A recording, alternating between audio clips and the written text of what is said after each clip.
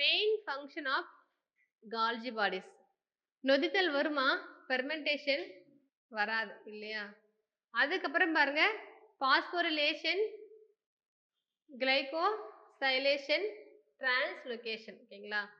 So நம்ம Golgi bodies வச்சு என்ன ஆன்சர் பண்ணிக்கலாம்? நம்ம பண்ணிருக்கலாம்னா வந்து கிளைகோசைலேஷன் சொல்லிட்டு வந்து ஆன்சர் பண்ணிருக்கலாம். ஓகேங்களா? அடுத்து பார்த்தீங்கன்னா ரிபோசோமல் ஆர்என்ஏ அல்லது ஆர்ஆர்என்ஏன்னு சொல்லுவாங்க.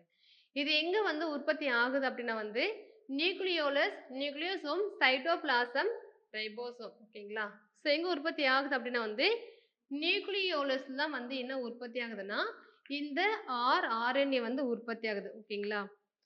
ஆர்ஆர்என்ஏ பிளஸ் வந்து ரிபோசோம் இது எல்லாமே எங்க உற்பத்தி ஆகும் அப்படின்னா வந்து ஸோ இது என்ன இந்த நியூக்ளியோலஸ் என்ன சொல்றாங்க அப்படின்னா வந்து ரிபோசோமல் ஃபேக்டரி அப்படின்னு சொல்லிட்டு சொல்றாங்க. நம்ம வந்து முன்னாடி என்ன பார்த்தோம்? புரோட்டீன் ஃபேக்டரி தான் பார்த்தோம். ஸோ நியூக்ளியோலஸ் என்ன சொல்றாங்க வந்து ரிபோசோமல் ஃபேக்டரி அப்படின்றாங்க.